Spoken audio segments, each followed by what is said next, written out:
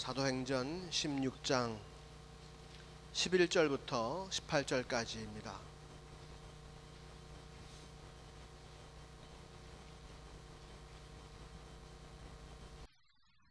한 절씩 교독하겠습니다. 드로아에서 배로 떠나 사모드라게로 직행하여 이튿날 네아폴리로 가고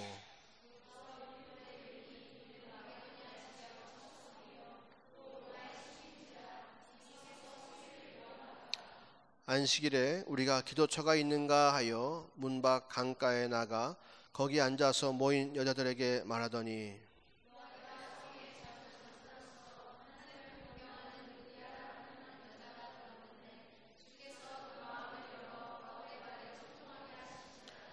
저와 그 집이 다 세례를 받고 우리에게 청하여 가로되 만일 나를 주 믿는 자로 알거든 내 집에 들어와 유하라 하고 강권하여 있게 하니라.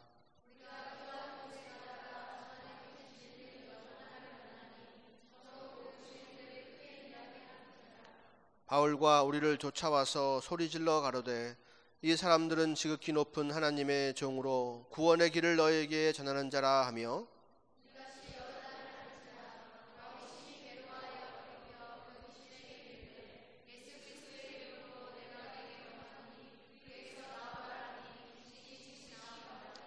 종의 아멘 거기까지 읽겠습니다. 뭐 웃고 그래요. 그런 일도 있지. 사도 바울이 이제 예루살렘 교회에 파송을 받았죠. 신라와 함께 파송을 받았습니다. 두 번째 전도 여행을 가는데 아시아로 갈까 어디로 갈까 하다가 마음이 아시아 쪽으로 향했어요. 그래서 이제 아시아를 가려고 마음 먹었는데 그때 그날 밤에 마게도니아인이 한 사람 나타나가지고 자기에게로 와서 자기를 도우라 이렇게 얘기합니다.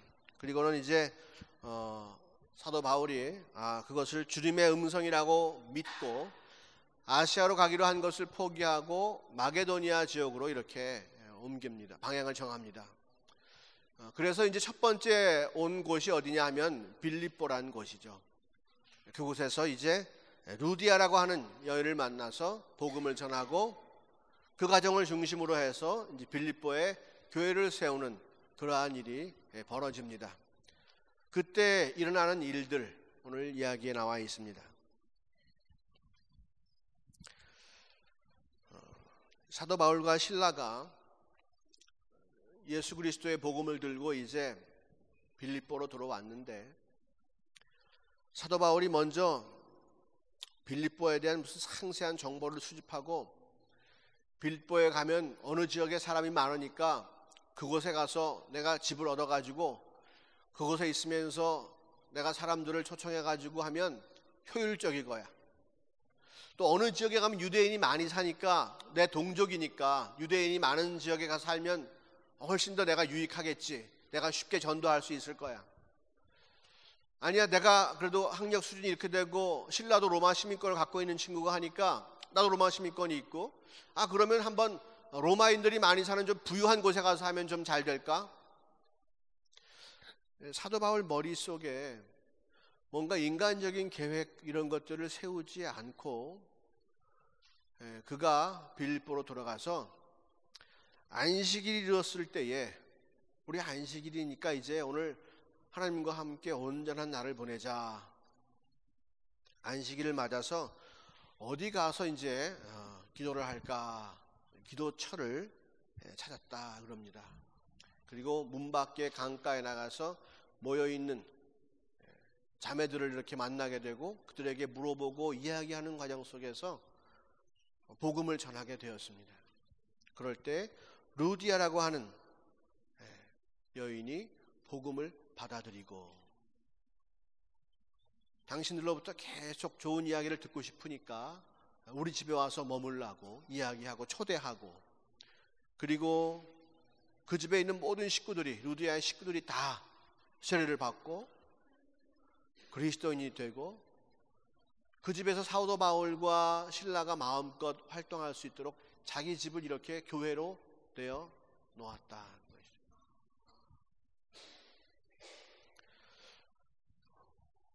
우리는 하나님의 일을 하고 주님께 영광을 돌린다고 하는 것도 내 계획대로 하려고 합니다.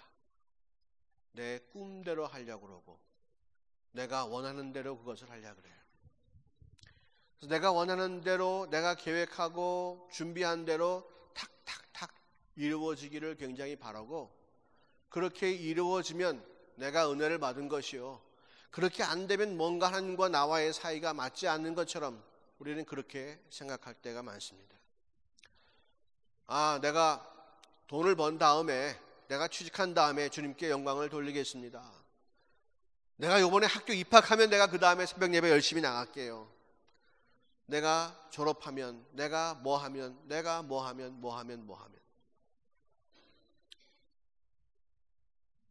내 계획과 내 꿈을 잔뜩 세워놓고 그것을 이룰 때까지 주의 일을 미루곤 합니다. 내가 독일에 유학 온 거지. 그럼 나는 유학 온 거야. 그러니까 나는 공부를 열심히 해야 돼. 공부를 열심히 하려면 시간을 아껴야지. 우리 어머니 아버지가 한국에서 나 공부 뒷바라지 하느라고 얼마나 수고하시는데 내가 시간을 아껴야지. 그럼 1번 순서가 뭐냐? 그동안 내가 한국에서 열심히 신앙생활 했으니까 독일에 와서는 좀 쉬어야겠다. 신앙생활을 쉬면서 내가 그 시간을 아껴서 공부를 열심히 하면 내가 학업이 빨리 끝나고 그러면 내가 그곳으로 주님께 더 빨리 돌아갈 수 있겠지.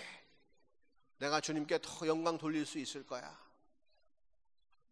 그래서 마음을 그렇게 먹는 사람들도 있죠. 그런데 주님의 역사는 그렇게 이루어지지 않습니다. 주님의 역사는 일상 가운데에 내가 마음을 평안히 하고 잠잠히 주의 인도하심을 따라갈 때에 그때 이루어지는 거예요. 사도 바울과 실라와 이 전도 일행이 팔을 걷어붙이고 교회를 세우자, 사람들을 모으자, 어디가 좋을까, 얼마가 필요하나, 이런 것 갖고 따지지 않았어요. 이들은 그저 매일 기도하고 누구를 만나든지 복음을 전하고. 복음을 전하는 게 뭐예요? 복음을 전하는 게 뭐예요? 자기가 알고 있는 예수 그리스도를 이야기하는 거죠. 나에게 예수님께서 무슨 일을 행해 주셨는가를 이야기하는 거죠. 그게 복음을 전하는 거예요. 사도 바울이 예루살렘 교회에서 파송되기 전에 막 뭐를 잔뜩 외우고 머릿속에 쫙 집어넣어두고, 예수님께서 첫 번째는 그렇지 여기 태어나셨지, 그리고 뭘 어디서 뭘 어떻게 하셨지, 뭘 어떻게 해서 다 외우고, 구약 성경을 처음부터 끝까지 막 쫙 그 역사적인 흐름을 다 알고, 뭔가 그러한 지식을 가지고 복음을 전하는 것이 아니고,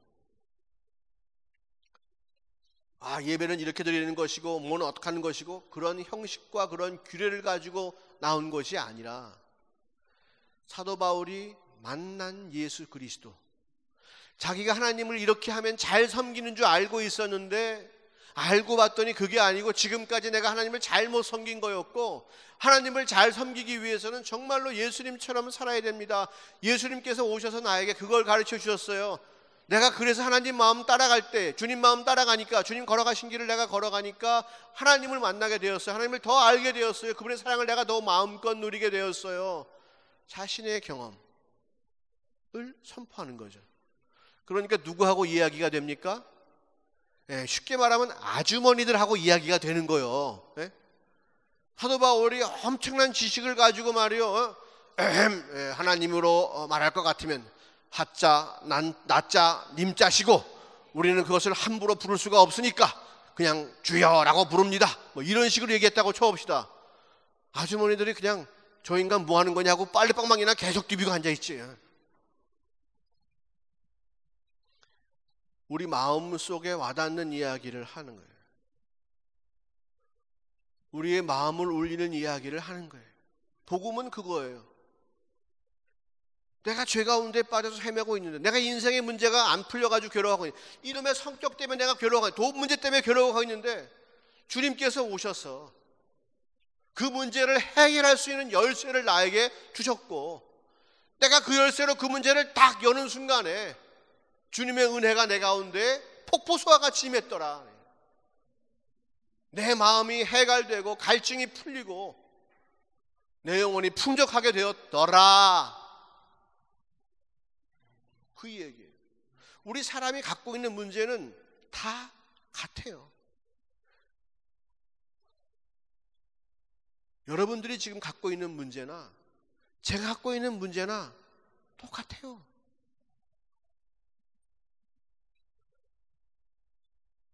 우리 강건이가 갖고 있는 문제나 우리 윤봉의 집사님이 갖고 있는 문제나 똑같아요. 그 문제, 우리가 주님을 의지하지 않으면 해결할 수 없는 문제가 있는데, 그 문제를 완전하게 해결해 주시는 분이 바로 예수님이시다. 그 열쇠를 우리에게 주셨다. 루디아라고 하는 자매가 사업을 잘 하는 자매입니다. 두아디라 성의 자주장사로서 그랬습니다. 그 당시에 여자가 사업을 한다. 얼마나 많은 문제가 있겠어요. 그 당시에는 제도가 잘 안 돼 있으니까 물리력, 공권력, 폭력 이런 것들이 자행되었겠죠. 근데 그 모든 것을 다 뚫고 이기고 자기를 방어해가면서 사업을 하고 물건을 팔고 사람들을 설득하고 이런 일을 하려면 얼마나 많은 문제 가운데 그가 있겠냐. 예수님 만나서 사도 바울 이야기를 탁 통해서 하나님께서, 예수님께서 어떻게 역사하시는가, 무엇 때문에 일하시는가, 그 이야기를 탁 듣는 순간에 마음이 깨끗해지는 거예요.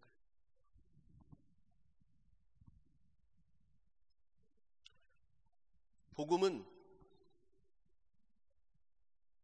교리가 아닙니다. 복음은 성경 공부의 열매가 아니요. 복음은 내가 말씀을 듣고 그 말씀을 믿고 나갈 때에 그 말씀을 믿고 나갔더니 내게 부어주신 은혜가 있더라. 여기까지가 복음입니다. 전쟁이 나가지고 자기 외아들을 전쟁터에 보낸 어머니가 매일 근심 걱정하는 거예요. 그 어머니 걱정이 뭐가 있겠어요? 먹는 거 걱정할까요? 옆집에 춘천댁이 자기를 알아주지 않아가지고 그것 때문에 화가 날까요? 그 아주머니의 걱정은 뭐예요? 우리 아들이 살아 들어와야 하는데, 그것이 유일한 관심사예요. 그죠? 근데 편지가 한 장 날라왔어요.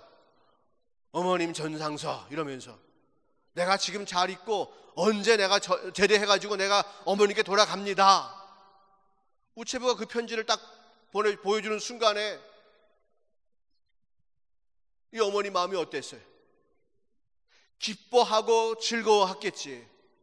그죠? 거기까지가 복음이에요. 그 편지를 받아든 것이 복음이 아니에요.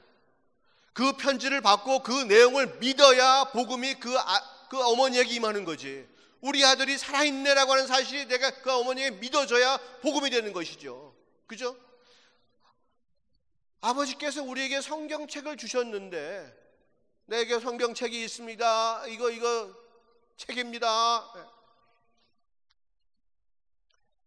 그게 아니고, 내가 이룰 수 없는 말, 내가 지킬 수 없는 말, 상상해보지도 못한 말을 내가 성경에서 봤는데 그 말씀을 믿으면 이렇게 된다고 하니까 내가 그 말씀을 믿었단 말이에요. 그랬더니 실제로 그러한 역사가 내 삶 가운데 이루어졌어요. 그 말씀을 통해서 내가 아버지를 만나고 예수님의 사랑을 경험하게 됐어요. 그러니까 내가 그것이 믿어지고 이루어지고 내 경험이 됐단 말이에요. 거기까지가 복음이에요. 내 삶 가운데 주의 말씀이 이루어지지 않으면, 그 경험이 없으면 교회에 나와도 소망이 없어. 기쁨이 없고 평강이 없고 해결된 문제가 없으니까 답답함만 계속해서 있는 거예요. 근데 정말 우리가 참 복음을 듣고 믿고 행하면 우리 가운데 기쁨이 넘친다는 거죠. 나같이 죄 짓다가 예수 믿은 사람이 이게 얼마나 기쁜지 몰라요. 그런데 이상하게 모태신앙들을 가만히 보면 이래도 그만 저래도 그만 잘 안 움직이는 경우가 참 많아요. 삶에 예수님의 말씀을 이루어서 자기의 삶 가운데 진액으로 그것이 떨어질 때에 그때 그 기쁨을 붙잡아야 되는데, 삶 가운데 주님께서 역사하시고 도와주시고 인도하신 일이 수도 없이 많지만 그것들을 자기 것으로 만들지 못하고 자기의 고백으로 만들지 못하고 그것을 자랑하지 못했기 때문에 자기 것이 안 되고, 누가 뭐라고 막 눈물 흘리고 간증하면 그런 거 나도 있는데 이러고 만단 말이에요. 내 것으로 만들어서 그 힘과 능력을, 복음의 능력을 나의 삶 가운데 드러내야 되는데 누가 그렇게 겸손하라고 그랬는지 몰라요. 누가 그렇게 겸손하라고 그랬어요? 주님 말씀은 자랑해야죠. 주님께서 행하신 일은 자꾸 이야기하고 다녀야죠. 그래야 그 은혜가 커지고 커지고 더 커지는 것이고 나를 통해서 축복이 흘러가는 것이죠. 이웃을 사랑하는 것은 하나님의 은혜를 나를 통해서 세상 가운데 알리는 것이잖아요. 우리가 그것을 딱 입을 다물고 있으면 아무 일도 일어나지 않는 거예요. 사도 바울이 지식도 많고 했지만 아주머니들을 상대할 때 철학을 얘기하지 않았어요. 자기가 갖고 있는 바리새적인 지식 이야기하지 않았어요. 예수님은 누구신가? 예수님이 나에게 무슨 일을 행하셨는가? 예수님을 통해서 하나님을 알고 봤더니 하나님은 정말로 이런 분이시더라. 내가 지금까지 예수 모르고 내가 하나님을 섬겼을 때는 하나님은 공의의 하나님이시오, 칼을 들고 율법을 들고 우리를 억압하고 우리를 못 살게 하는 그런 하나님인 줄 알았는데, 내가 그것을 잘 지키면 칭찬받고 못 지키면 나를 용서하시지 않는 그런 분을 알고 있는데, 내가 예수 그리스도를 만나고 그 예수를 통해서 하나님을 만나니까 하나님은 그런 분이 아니시더라. 정말로 사랑이 넘치는 분이시더라. 항상 우리를 용서해 주시고 항상 붙잡아 주시고 필요한 것들을 채워주시고 부어주시는 분이시고 어둠 가운데 우리를 인도하시는 분이 바로 하나님이시더라. 나를 사랑하시사 영원토록 나와 함께 하고 싶어 하시는 분이 바로 그분이시더라. 이 마음이 갈급한 자들에게 그 소식이 얼마나 큰 기쁨이 되었겠는가. 사도 바울이 전략을 잘 짜서, 선교 전략을 잘 짜서 이런 일이 벌어지는 게 아니라 늘 때를 얻든지 얻지 못하든지 기도하고 안식일과 같은 날에 주님과 함께 온전하게 그 하루를 다 보내는 것을 기쁨으로 여기고, 그저 사람을 만나든 누구를 만나든지 간에 그 사람에게 자기가 알고 있는 하나님 이야기, 자기가 경험한 예수님 이야기를 이렇게 해주는 거예요. 그럴 때 뭐가 일어나요? 그럴 때 주의 뜻이 이루어진다 하는 거예요. 우리가 무슨 거창한 일을 꾸미고 막 계획하고 이래야 하나님 은혜가 임하는 게 아니고, 그래야 우리를 인도하시는 분이 아니라, 내가 뭐가 갖추어져야 하나님이 나를 인도하시고 나를 쓰시는 것이 아니라, 내게는 아무것도 없으나 내가 정말로 주를 사랑해서 주님 만나는 것이 기쁘고 주님을 찬양하는 것이 참 기쁘고 주님 말씀 읽는 것이 그냥 참 좋고 주님과 함께 귀한 시간을 보내는 것이 너무나 복되다고 여기는, 그냥 보통 우리의 삶을 통해서 주님께서 일하시더라는 거예요. 그러니 어렸을 때부터 엄마 뱃속에 있을 때부터 예수를 믿은 사람을 통해서 얼마나 많은 하나님께서 일을 하셨겠는가, 얼마나 많은 일을 하나님께서 하셨겠는가 한번 생각해 보시라고요. 그걸 내가 기억하고 그걸 내가 감사하고 앞으로도 그런 것을 기억하면 나의 삶은 정말로 하나님의 은혜로 풍성할 것이다. 성경책보다 훨씬 더 많은 은혜가 나의 삶을 통해서 역사되고 나타난단 말이에요. 우리 자녀들에게 굳이 예수 믿으라 하지 않아도 내가 경험한 예수님을 하나하나 얘기해 주면, 내가 이럴 때 이런 예수님을 경험했고 저럴 때 저런 예수님을 경험했고 하나하나 얘기해 주면, 굳이 자녀 교육이 따로 필요가 있다 없다? 없다. 부부간의 사랑도 마찬가지예요. 교제하고 연애할 때에, 그죠? 내가 경험한 하나님은 이런 분이셔. 만약 당신과 내가 같이 살게 되면 우리는 적어도 종교인은 되지 않을 거야. 그래서 주일마다 교회 나가는 그런 사람은 아니고, 그죠? 우리에게 임한 하나님의 사랑을 함께 만들어가고 함께 경험해가는 그런 귀한 사랑을 우리는 하게 될 거야. 당신이 경험한 하나님과 내가 경험한 하나님, 그리고 우리 둘을 지금 한 사람으로 묶어주시려고 하시는 하나님, 앞으로 우리에게 주실 은혜가 참 기대가 됩니다. 부부 생활을 해도 마찬가지. 그 은혜를 붙잡고 살면 삶이 얼마나 복되겠느냐. 은혜를 하나하나 계수해 가면서 사는 그 재미가 얼마나 복되겠느냐. 부부가 무슨 40일간 금식 기도를 하고 말이지, 서로 막 금식을 했느니 안 했느니 체크해주고, 당신 새벽 예배 안 나가면 큰일 나, 당신 저녁 예배 안 나가면 큰일 나, 막 성경 읽었어 안 읽었어 말이야. 이런 거 따지고 그러는 부부 생활이 아니고, 둘 다 바리새인이야. 막 그냥 그런 게 아니고, 정말로 하나님의 은혜를 경험하고 나누고, 그러면 부부 생활이 힘들어지겠어? 재밌어지겠어? 이유가 다른 게 필요 없지.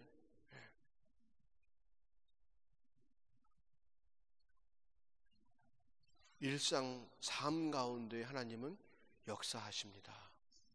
아멘. 일상의 삶 가운데 역사하세요. 사도 바울이 그 다음에 어떻게 했어요? 루디아 그 집에서 거하면서 또 새로운 예배처소를 구했어요. 그리고는 이제 아침에 일어나면 그곳에 가서 성도들과 함께 기도하고 예배하고 만나고 항상 그곳에 있어요. 왔다 갔다 하는데, 길거리에서 어떤 여종을 만났는데, 그 여종이 항상 사도 바울 일행이 이렇게 지나갔다가 또 일 마치고 또 이렇게 지나가고 하면 그때마다 소리를 질렀어요. 뭐라고 소리를 질렀냐면, 지극히 높으신 하나님의 종들이다. 이들은 너희들에게 구원의 길을 알려주러 하나님이 보내셨다. 그 이야기를 누가 하는 거예요? 그 여종이 하는 거예요. 어떤 여종이. 근데 처음에는 그런가 보다 했는데 가만히 보니까 이 여종은 귀신 들린 여종이에요. 그래서 그 주인이 이 여종을 부려먹는데 점쟁이로 부려먹는 거지.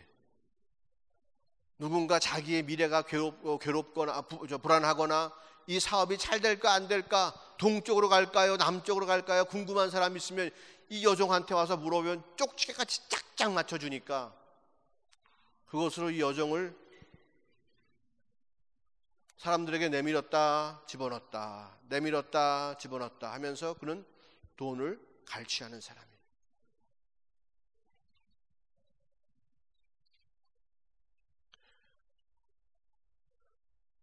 인생을 그렇게 살 수도 있어요.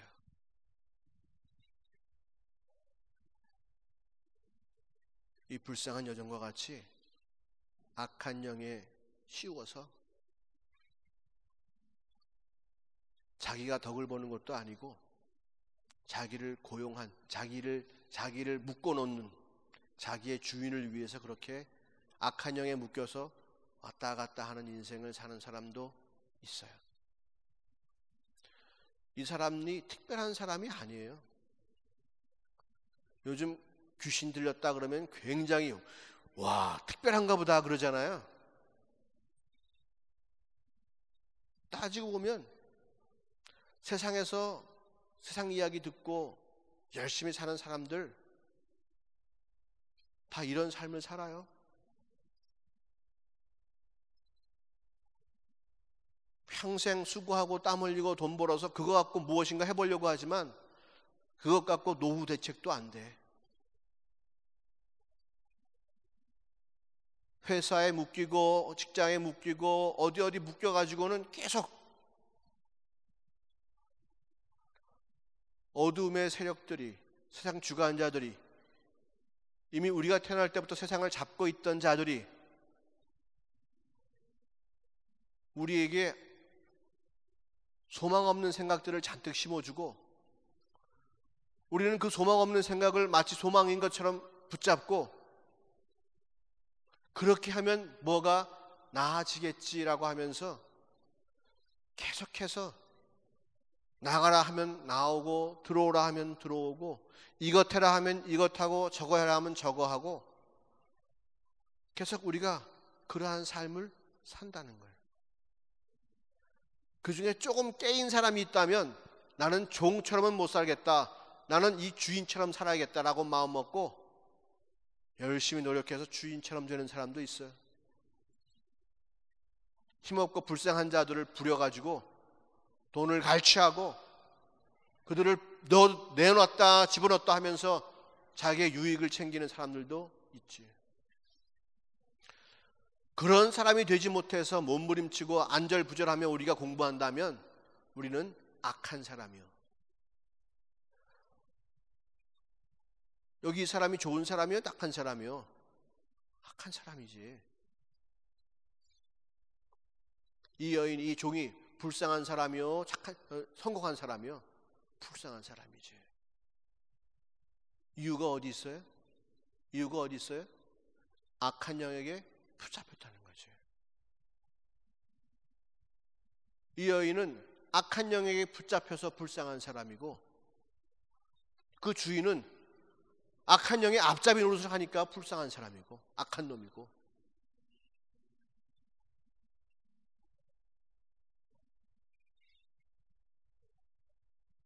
사도 바울을 통해서 그 땅에, 빌립보 땅에 복음이 전해지고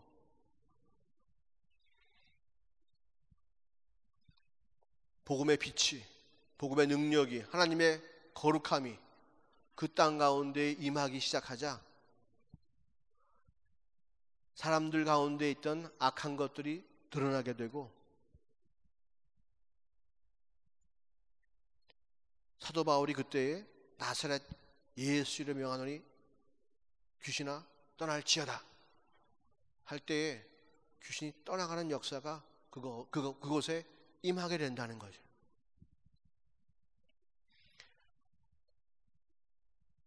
사도 바울이 이 귀신을 쫓으려고 365일 쫓아다닌 것도 아니고 40일 무슨 작전 금식기도를 한 것도 아니고 항상 마음속에 복음의 열정을 가지고 항상 하나님과 동행하면서 예수 그리스도의 사랑을 가지고 늘 기도하는 마음과 기도하기를 꿈꾸며 바라며 나갔을 때에 사도 바울의 삶과 그들의 일행의 걸음걸이마다 빛이 임한다 하는 거예요.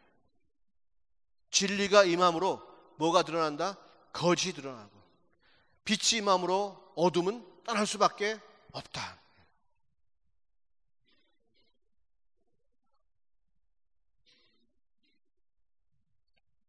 죄가 제일 죄답게 드러나는 것이 어디냐?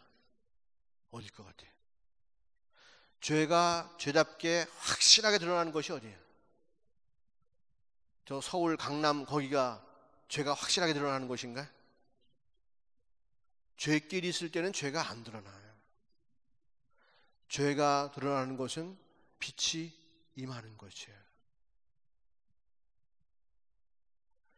교회 안에서 죄가 제일 많이 드러납니다. 교회 안에서 우리가 성령이 충만하면 악한 영들이 보이지.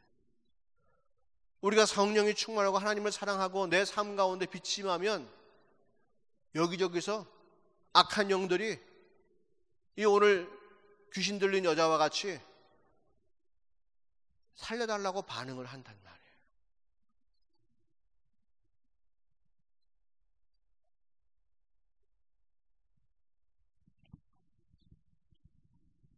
불쌍한 것은 귀신이 들면 귀신이 떠나가지 않는 한 돌이킬 수 없다. 왜? 귀신은 마음을 바꿀 수 있는 존재가 아니에요. 성경에 귀신이 회개했단 말이 있어요? 없어요. 귀신은 결정된 것들이야. 봐봐요. 오늘 알고 있어. 사도 바울과 실라와 그들의 일행이 무슨 일을 하는 사람인지 알고 있어. 저들은 너희들에게 구원의 길을 알려주러 온 사람들이라고 얘기해요. 귀신이 감동해서 이야기했을까? 와, 저 사람들은 대단한 감동의 길. 아니요. 두려움에 떨면서 진실을 토할 수밖에 없는, 알면서도 그들은 변화될 수가 없어. 알면서도 변화될 수가 없어. 예수님께서 이 땅 가운데 사역하실 때에 예수님이 지나가시면 귀신들이 나타나잖아. 우리가 무슨 상관이 나니까 우리를 떠나서서 막 그러잖아, 귀신들이. 그죠?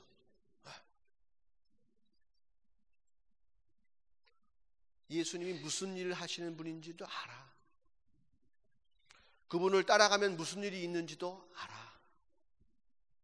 하지만 불쌍한 것은 그들은 회개할 수 없다는 거예요.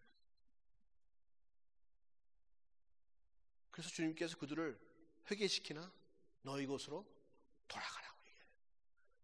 네가 온 곳으로 돌아가라고 얘기해요. 너희 주인에게로 가라고 얘기하죠. 악한 귀신에게 확 붙잡혀 있는 바리새인들에게 뭐라고 해요? 휘치한 무덤들아라고 말씀하시죠.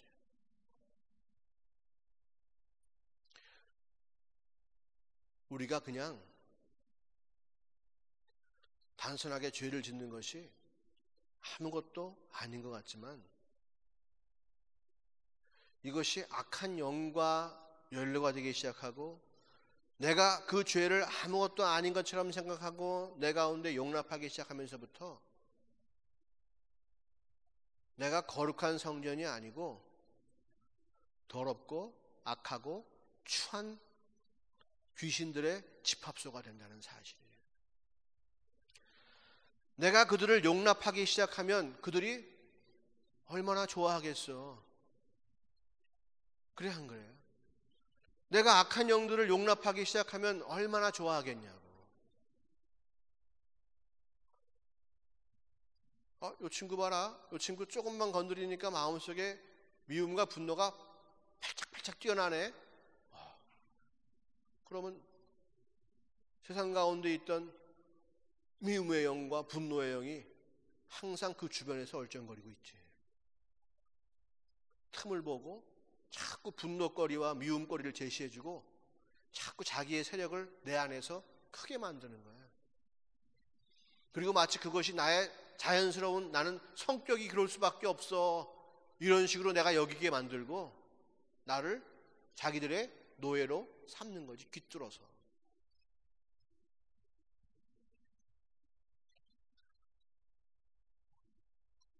악한 영은 회개를 못해요.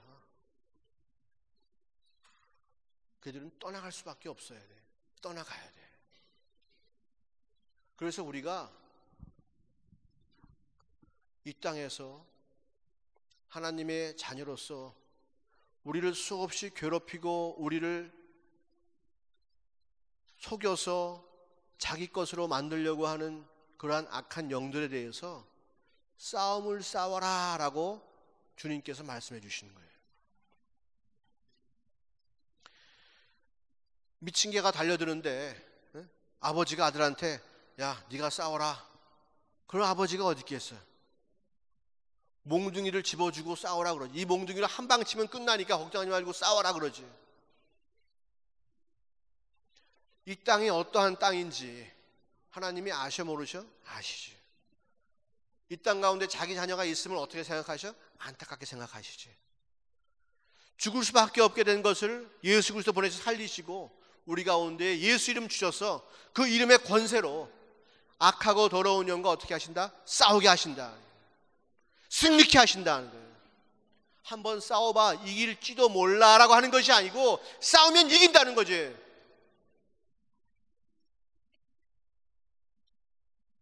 우리에게 그 권세를 주셨단 말이에요. 여러분 주변에서 여러분의 삶과 여러분의 마음 태도와 생각과 이런 것들을 망가뜨리게 하는 악한 영들의 조짐이 있다면 멀리 하시기를 바랍니다. 그것들을 용납하지 마십시오. 여러분의 삶 가운데 자꾸 주변의 친구들을 통해서 음란한 얘기가 들리면 멀리 하십시오.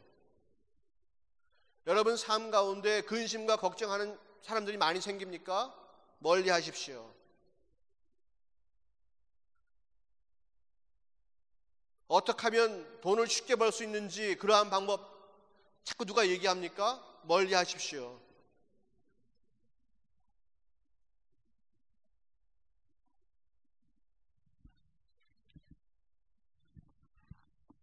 우리가 그것을 용납하고 자꾸 받아들이는 그 순간부터 내 가운데는 내가 돌이킬 수 없는 깊은 악한 영의 뿌리가 자리 잡는다는 것입니다.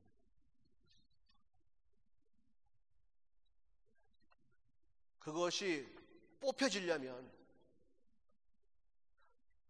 그만큼의 땀과 수고가 필요하다. 우리가 한번 인이 박히기 시작하면 담배나 술, 마약, 음란 중독 한번 인이 박히기 시작하면 우리가 헤어나오기 쉽다 어렵다?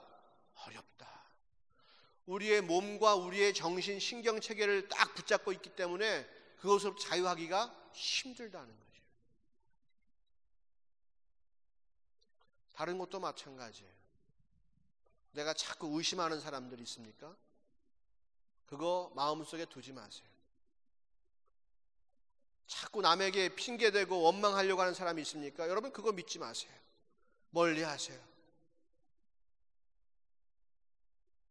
여러분도 모르게 음란한 소리에 자꾸 귀가 솔깃솔깃합니까? 여러분 스스로는 말하지 않지만 누가 그런 얘기하면 자꾸 마음이 동합니까?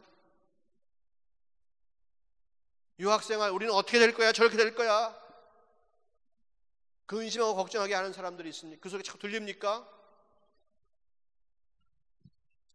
그것이 바로 여러분을 낚아채려고 하는 세상의 유혹입니다. 귀신은 절대로 와 이러고 안 나타납니다.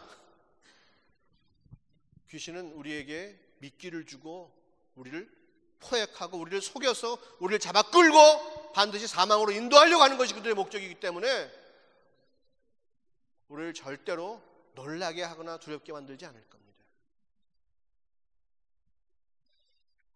우리의 마음을 활짝 열어놓고 마음대로 들락날락하면서 우리 자신을 자신의 노예로 만들고 주의 말씀 앞에 오히려 떨게 만드는 그러한 일을 할 겁니다. 빛 가운데로 나오지 못하게 할 겁니다. 아담과 하와가 단 한 가지 죄를 지었습니다. 선악과를 먹으면 정령 죽으리라 하는 그 말씀 한 말씀 딱 어겼습니다. 그랬는데 그 말씀의 주인 되신 하나님께서 나타나셨을 때에 그들은 숨을 수밖에 없었다. 빛과 영광이 임할 때에 죄는 숨을 수밖에 없는 거예요.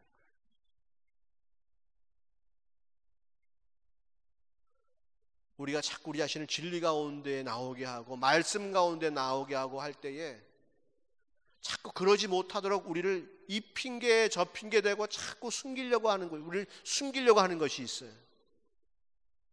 여러분 예배에 나오고 안 나온 것이 담임 목사와 우정관계가 아니에요. 네? 예배 잘 나오면 물론 저랑 친해지겠죠. 자주 보니까. 그죠? 네. 예배를 나오지 못하게 하는 것들이 있어요. 하나님과의 관계를 온전케 하지 못하고 나로 하여금 빛 가운데 나가지 못하게 하는 악한 것이 있다니까요. 여러 가지 생각과 이유로 그것들이 나를 가로막죠. 수많은 이유들이 나를 가로막아요. 그것들에게 속지 말라는 거예요. 예배 나가지 말라는 생각을 주님께 주셨을까요? 한번 얘기해봐요. 어느 날 제가 열심히 기도를 했더니 주님께서 예배에 나가지 말라고 그러셨습니다. 그런 사람이 있으면 우리 교회에서 떠나시기 바랍니다. 주의 말씀에 모이기를 패하는 자들과 함께 하지 말라고 그랬어요. 성경 말씀에.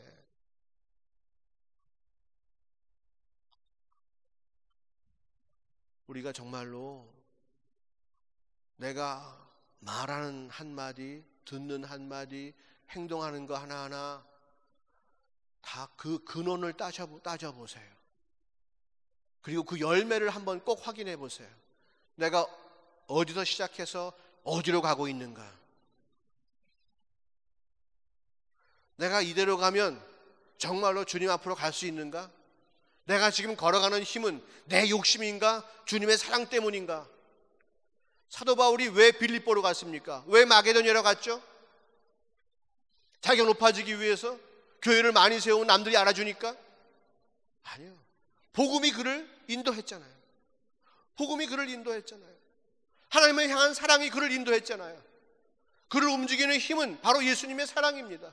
자기 같은 죄인을 사랑해 주시고 아끼시는 그 하나님의 놀라운 사랑이 사도 바울을 인도한 거잖아요. 그렇다면 나도 지금 내가 공부하고 지금 내가 누구랑 교제하고 내가 무슨 콩쿠르를 앞두고 내가 직장생활하고 하는 모든 것이 정말로 주의 사랑 때문이냐? 오늘 내가 이 예배 나온 것이 주의 사랑 때문이냐? 그 근원을 한번 찾아보세요. 어디서부터 시작했는가 한번 찾아보세요. 그리고 확인하세요. 주님께서 나를 인도하셨습니다. 그리고는 내가 오늘 예배를 끝나고 나가면 어느 길로 갈 것인가를 잘 보세요. 무슨 열매를 거두려고 하는가 잘 보세요. 내가 정말로 주님의 열매를 얻으려고 하는가? 아니면 아이고 오늘 이제 예배를 드렸으니까 이제 오늘은 좀 쉬어야겠다. 이번 주일 좀 평안하겠지. 내가 미신처럼 예배에 참석하는가? 정말로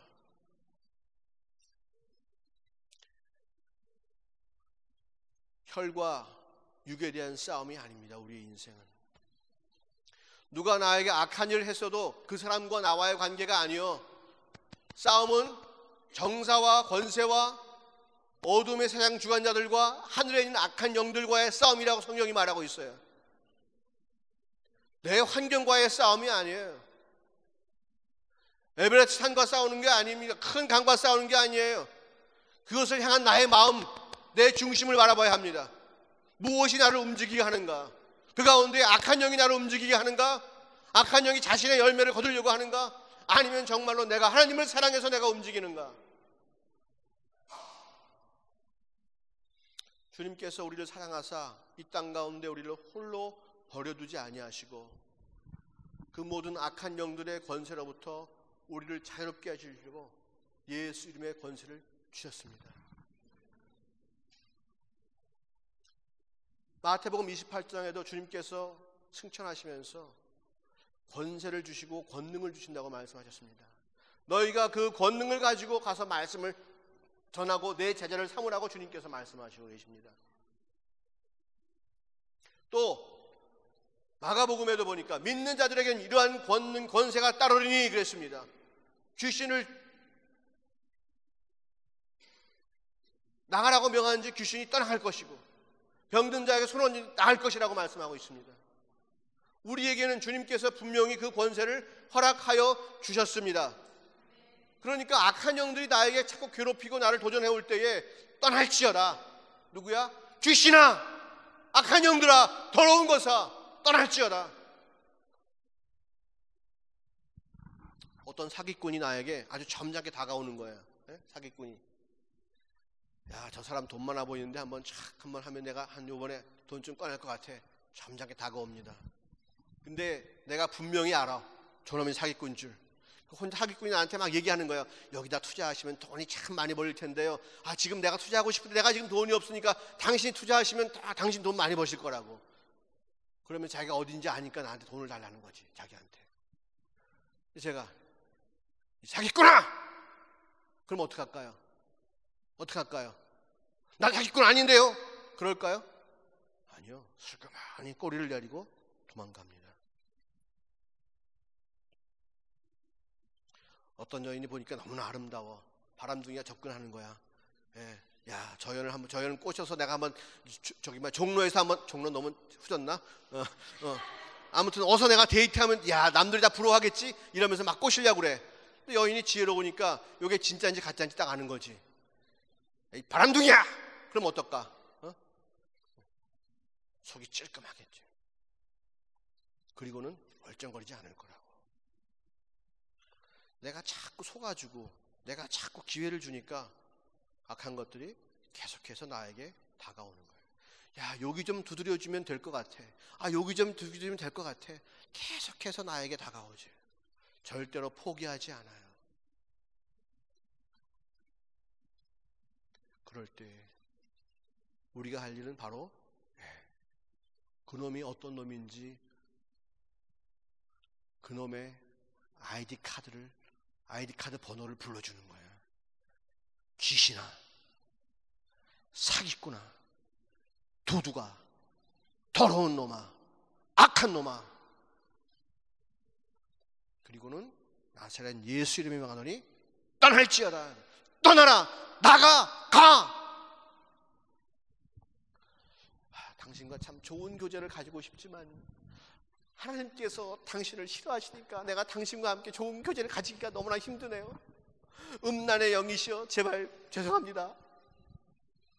그러지 말고 하나님께서 내 안에 계시니까, 그지?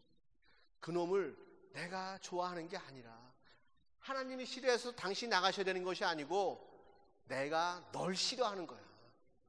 내가 널 싫어한다니까 분명하게 얘기해. 우리 어머니 아버지가 늦게 들어오지 말랬어요. 나도 당신 좋아하지만 조금 더 같이 시간을 보내고 싶지만 이러지 말고 내가 당신 싫으니까 나한테 연락하지 말란 말이야. 내가 싫어, 내가. 그런데 생각해봐요. 우리가 미움도 음란도 이런 것들, 죄악을 좋아하는 이유가, 죄악을 붙잡는 이유가 내가 좋아서 붙잡는 거예요. 내 안에 있는 것과 똑같으니까 붙잡는 거예요. 그걸 싫어하라니까. 그걸 싫어하는 사람으로 우리를 다시 태어나게 만들었다니까. 우리를 의인으로 만들어주신 것은 죄를 싫어하게 만들어주신 거라니까. 이게 분명해야 돼, 우리 가운데. 에?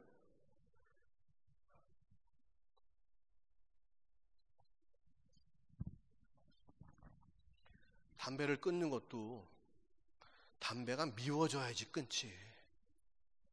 담배가 너무 좋은데 담배를 피면 이 혈관이 늘어나서 그냥 온몸에 쭉 늘어나는 게 그냥 벌써 상상이 쫙 되는데 그게 좋은데 어떻게 끊어? 못 끊어. 담배 내가 널 참 좋지만 내가 집사니까 끊어야 되고, 내가 교회 다니니까 끊어야 되고, 내가 목사니까 끊어야 되고. 무슨 생이별이 그런 이별이 어딨어. 에? 그놈을 싫어해. 뭐 하나님이 우리를 억지로 나는 담배가 좋은데 우리를 억지로 붙잡아가지고 너 담배 좋아하면 안 돼, 일로 와, 그러시는 분이에요? 하나님은 절대로 그렇지 않아요. 그렇게 안 해. 하나님은 우리가 인격적으로 내가 너 싫어, 이제는 난 하나님이 좋아, 그리고 하나님께로 우리가 걸어가기 원하시는 분이지. 나는 담배가 좋은데, 난 죄가 좋은데, 난 악한 영이 좋은데 저분이 하지 말라 그래서 내가 미안하네. 참 하나님이 정말 기뻐하시겠다. 죄를 위해서 아들까지 주셨는데 죄에 대해서 우리가 그 모양으로 죄에 대해서 아주 비겁하게 나간다면 하나님 참 기뻐하실 거예요. 우리 정신 바짝 차려야 되네. 우리는 죄를 어떻게 한다? 미워한다는 거야. 나는 너가 싫어. 나를 좌절케 만드는 그 생각, 나는 네가 싫어. 나를 늘 찡그리고 걱정하게 만드는 그 생각, 나는 싫어.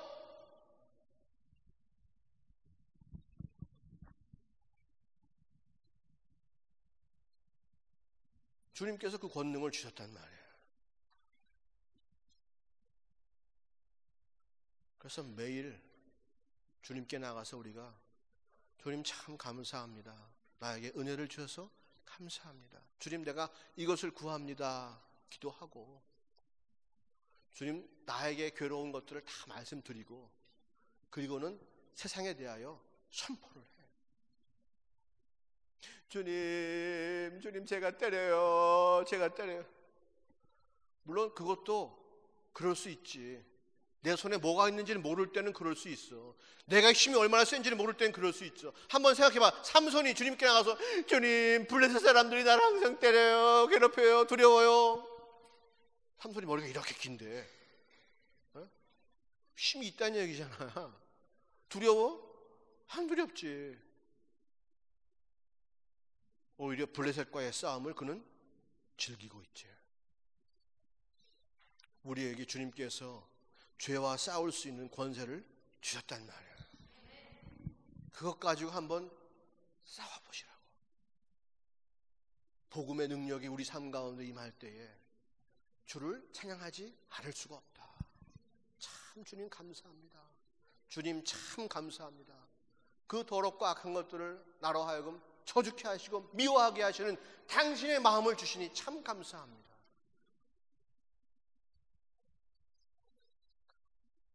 어떤 여인이 신부 될 사람이 아직 옛날 남자한테 마음이 있어. 그러면 신랑은 마음이 어떨까? 신랑은 마음이 어떨까? 그지같지. 그지같지. 그래 안 그래? 그지같아. 새로 시집 온다고 다 왔는데 보니까 막 신발 카통에 옛날 예인하고 주고받은 편지가 잔뜩 들어있고 뭐 자기 추억이라나 어쩌는다 이러면서 놔둬라고 막 그러고 그러면 기분 나쁘지. 나는 온전히 당신만을 섬기겠습니다. 이제. 그래 안 그래? 그렇지. 하나님이 원하시는 거는 그거 아닐까?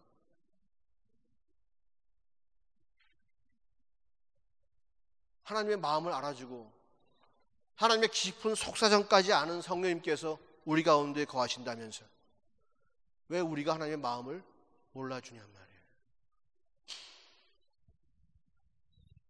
그게 속이 터지는 일이잖아요. 한번 하나님 입장에 생각해 보시라고.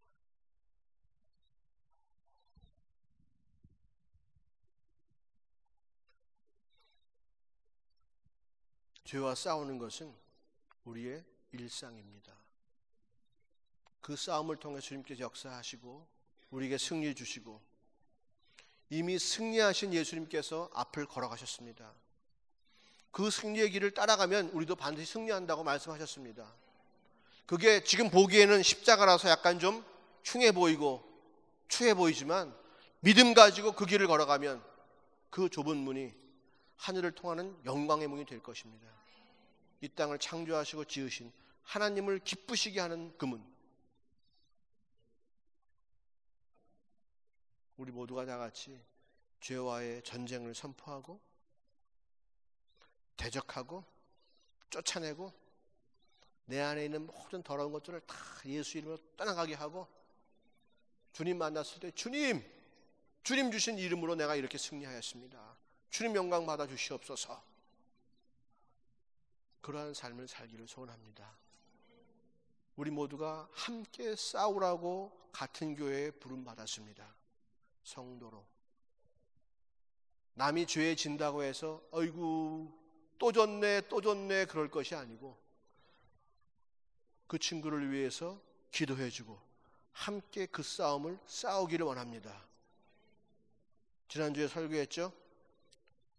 왼손이 다치면 오른손이 왼손을 어떻게 한다고요? 보호해주고 감싸주는 거예요. 오른손은 절대로 왼손한테 흉보지 않습니다. 어이구 칠칠 맞은 왼손아. 그러지 않아요.